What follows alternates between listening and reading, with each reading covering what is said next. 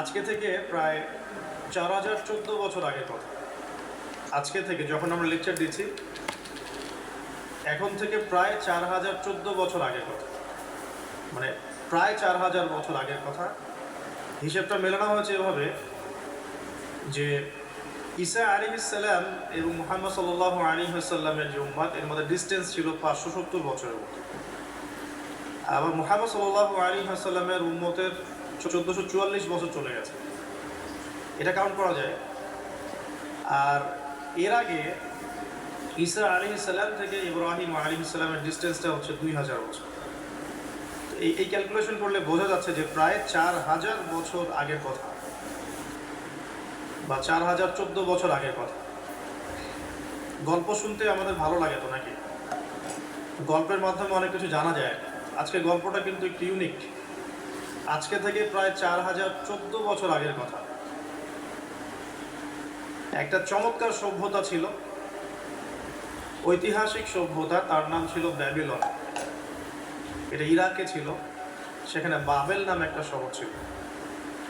আমরা অনেকে জানি না যে বর্তমান বাগদাদ হচ্ছে সেই বাবেল নগরী। বর্তমান বাগদাদ হচ্ছে সেই বাবেল নগরী। বাবেল সম্পর্কে আল কোরআনে কিন্তু আয়াত আছে।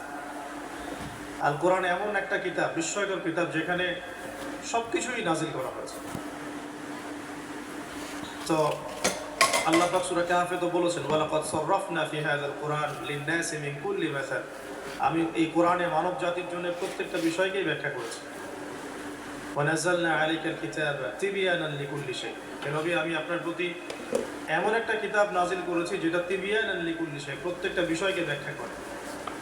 যারা আহলে কোরআন ভ্রান্ত আকীদার অনুসারী, তারা কিন্তু এই আয়াত থেকে দলিল পেশ করে।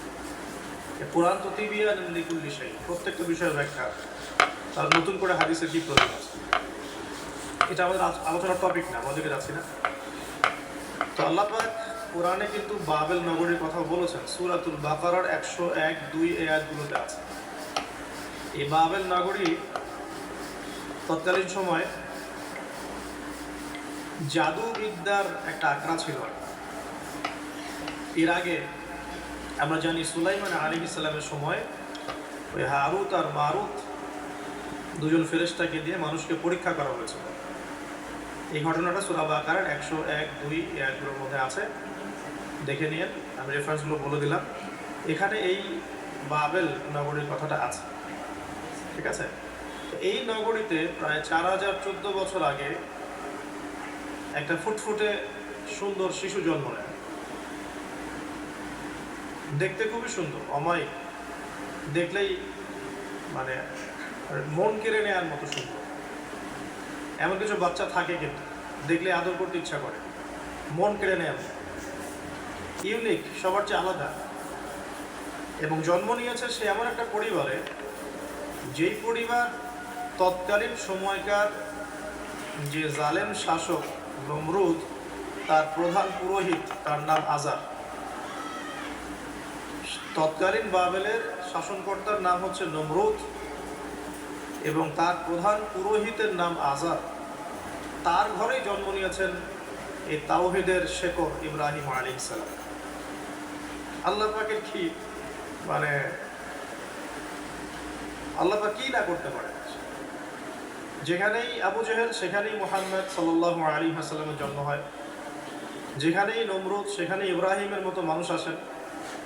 যেখানেই ফেরাউন, সেখানে আবার মূসা আসে। মূসাকে আল্লাহ রাব্বুল আলামিন ফেরাউনের ঘরেই মানুষ করলেন। ইব্রাহিম আলাইহিস সালামকে আল্লাহ পাক আজারের ঘরেই মানুষ করলেন।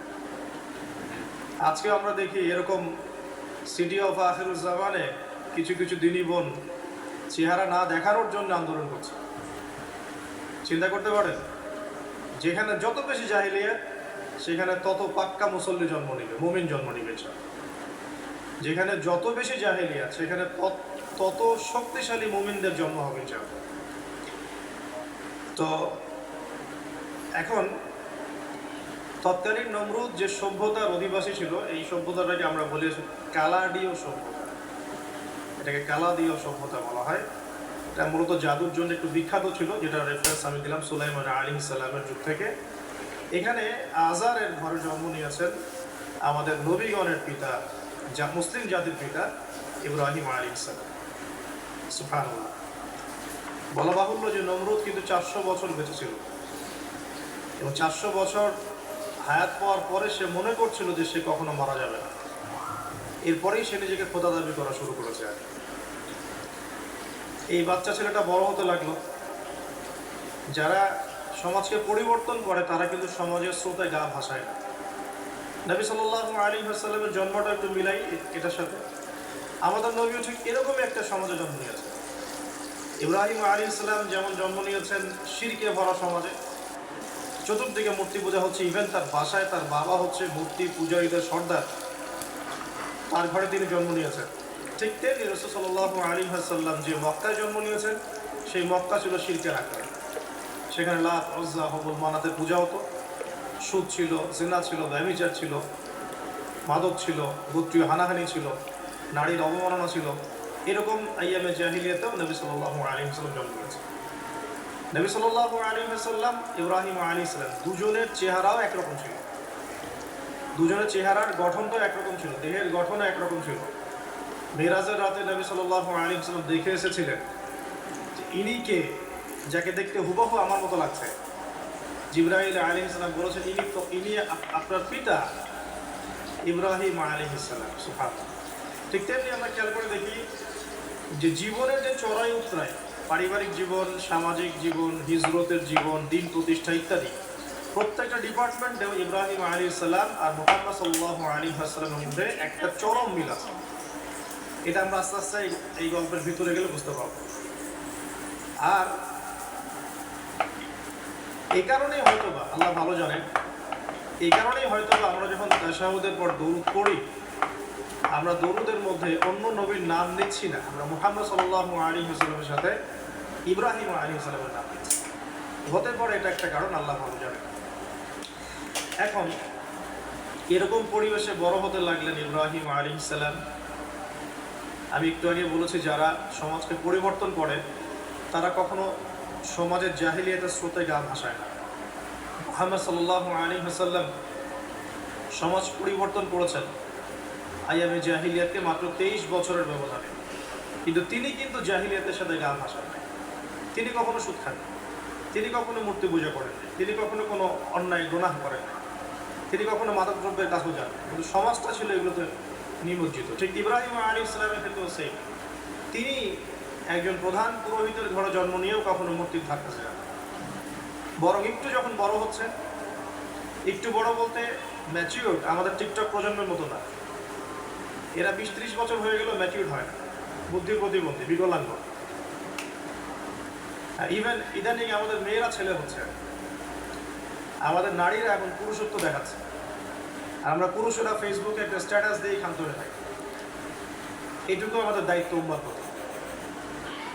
আর এখানে আমরা দক্ষতা অর্জন করেছি অনেক, আমরা সবাই কিবোর্ড মুজাহিদ, আমরা এটা মনে করি। এটাই যুদ্ধ, এটাই জিহাদ। আর নারীরা মাঠে যুদ্ধ করছে সম্ভ্রমের জন্য, অধিকারের জন্য ইত্যাদি। ফ্যামিলিস্ট রেভলিউশনের দিকে তাকালেও তাই দেখা যায়। ছেলেরা এখন বেকার হয়ে যাচ্ছে, কিন্তু মেয়েরা স্বাবলম্বী হচ্ছে। তারা দিনদার নয়, এই মেয়েগুলো দিনদার নয়, কিন্তু জীবনে প্রতিষ্ঠিত হওয়ার জন্য লড়ছে, চ্যালেঞ্জ গ্রহণ করেছে। এটা ছেলেদের উচিত ছিল। তা আজারের ঘরে জন্ম নেওয়া সেই ইব্রাহিম কিন্তু চ্যালেঞ্জ গ্রহণকারী একটা ছেলে। সে এখন তার পিতাকে বলছে, কি বলছেন আমরা একটু কোরআনের ভাষা শুনি। আল্লাহ রাব্বুল আলামিন বলছেন, সূরা মারিয়ামের মধ্যে এসেছে ঘটনাটা 41 থেকে 45 নম্বর আয়াত। আল্লাহ পাক বলছেন, ওয়াজকুর ফিল কিতাবি ইব্রাহিম বা'দা আউযু বিল্লাহি মিনাশ শাইতানির রাজীম। হে নবী মুহাম্মদ সাল্লাল্লাহু আলাইহি ওয়াসাল্লাম, আপনি এই কিতাবে ইব্রাহিমের ঘটনা বর্ণনা করুন। ইয ক্বালা লিআবিহি, যখন ইব্রাহিম তার বাবাকে বললেন, তার বাবা মানে আজারকে বললেন, ইয়া আবাতি, হে আমার বাবা, লিমা তা'বুদু, তুমি কেন ইবাদত করো এমন সত্তা, মা লা ইয়াসমাউ, যে শুনতে পারে না, ওয়ালা ইউবসিরু, দেখতেও পারে না, ওয়ালা ইউগনি আনকা শাইআ, তোমার কোনো উপকার করতে পারে না। একটা ছেলে যার বয়স হবে 15 থেকে 20 হয়তো বা হাইয়েস্ট, তার কাছে কি এমন জ্ঞান আসলো যে সে তার বাবাকে এখন চ্যালেঞ্জ করছে। তার জ্ঞানতাত্ত্বিক যুদ্ধ শুরু হলো, আদর্শিক যুদ্ধ শুরু হলো বাবার সাথে। হে আমার বাবা, আপনি কেন এমন সত্তার ইবাদত করছেন যে শুনতেও পারে না? অসারতা দেখিয়ে দেওয়া হচ্ছে চোখে আঙ্গুল দিয়ে। দেখতেও পারে না, আপনার তো কোনো উপকারও করতে পারে না, কোনো ক্ষতিও করতে পারে না। ওয়ালাম ইউগনি আনকা শাইআ, ইয়া আবাতি, হে আমার বাবা, ইয়া আবাতি ইন্নী আখাফু আন ইয়ামাসসাকা আযাবুন মিনার রাহমানি ফাতাকুনা লিশ-শাইতানি ওয়ালিয়্যা, হে আমার বাবা, আমি ভয় পাচ্ছি যে আপনার উপরে না আবার আল্লাহ পাকের গজব নেমে আসে এবং আপনি শয়তানের ওলি না হয়ে যান। ওলি মানে কি? বন্ধু।